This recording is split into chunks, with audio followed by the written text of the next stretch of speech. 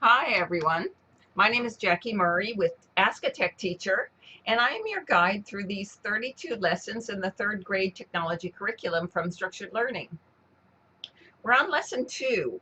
If you haven't looked at the overview and lesson 1 in this third grade stream, I strongly recommend you do that because they include a lot of background details that I'm not going to recover in every lesson. So that'll remind you what they are, and then come back here and you'll feel a lot more knowledgeable. So I'll wait a minute. Okay, you back? All right. So vocabulary, a lot of these words students know. We're talking about parts of the digital device. So you want to address all of whatever your digital device is by the terms students are using and by the correct words.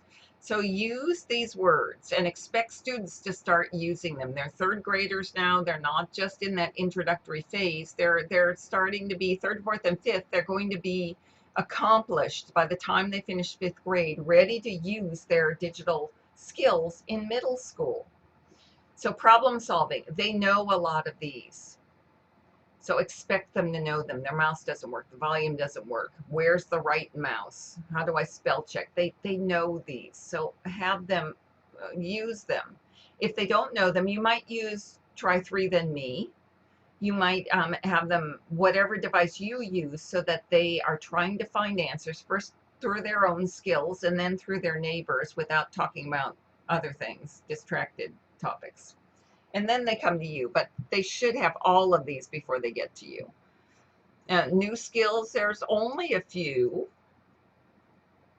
digital devices, and then there's scaffolded ones. These they really do know because they've gone over the same material for a couple of years. So they know these, but you're going to remind them, and it's a good time to let them know what you learned in earlier years, you're transferring to this year. You're expected to know them.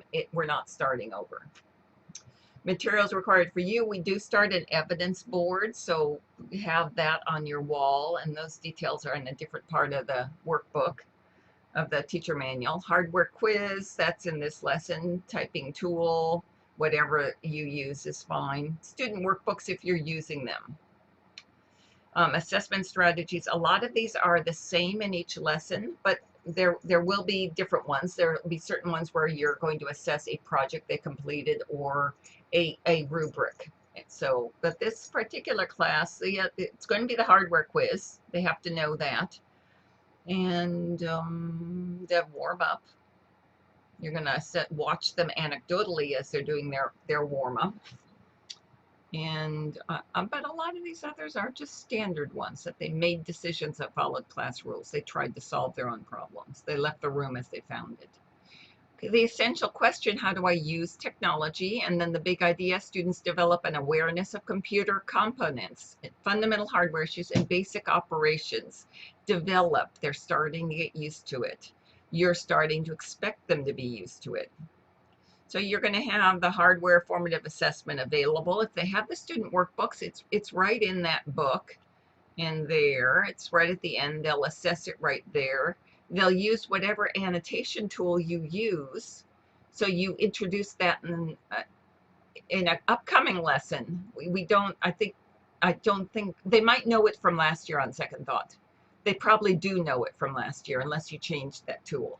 So if I were using, for example, Adobe Acrobat Reader, it's right over here with fill and sign, and they click that, and then you get the toolbar with all the options for how to fill this in. So ABC tool, and I'll click here, and I'll type headphones, and then it's there, and it'll stay there until they delete it.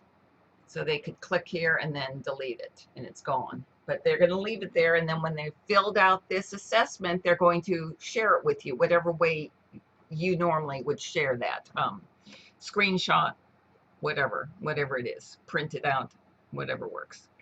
To get out of this, you just click that X, and then you're back in the regular book. So I'll go back to the students. So you'll have that there. It's important that as much of the papers and the requirements are available to students so they don't have to ask you or wait on you. So that's why it's really nice they're right in that student workbook.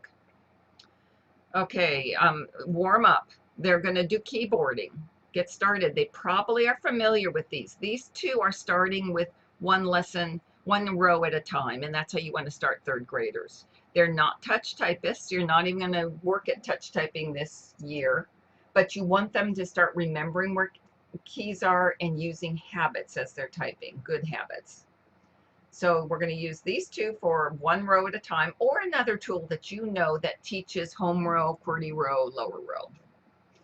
And then when they're done with that, you're going to do the hardware assessment using that tool at the sheet at the end of the lesson, and then sharing that out with you, whatever way that works for you. 5 to 10 minutes, because they know this stuff. So you don't want to give them a long time. You want them to know it and put it down and then send it and move on. Review how to hold the mouse. This they know, but review it so they know this is important. I have to get this down right. Review, there's your parts of the computer. Here's how to sit at the desk. Review that. They know this. There's nothing changed from earlier years. So this is a lot of review for them. But that's important review. So if they finish early, like, yeah, your students really got this, you can go to some of these other things. The Class Internet Start page, you might have websites there for them to work on. You can have them, if they're starting math in their classroom or have mental math drills going on, you can give them some great mental math websites to work on. You want to get someone who's responsible for putting quizzes and events on the class calendar that you're going to not talk about for about 2 more weeks, but you might round that person up, or someone from last year might remember how to do it, and then they can do that and add homework every week, add field trip. Here's your differentiation. So this is how you'll extend that. And then down here you can take your notes. All right, and that's it. I think that this is that, and then we go into keyboarding next week. Okay, guys. Any questions, leave them for me on the discussion board on our wiki, and please feel free to join me at office hours, and we can talk about whatever's going on in your classroom. Have a great week. Look forward to chatting with you. Bye.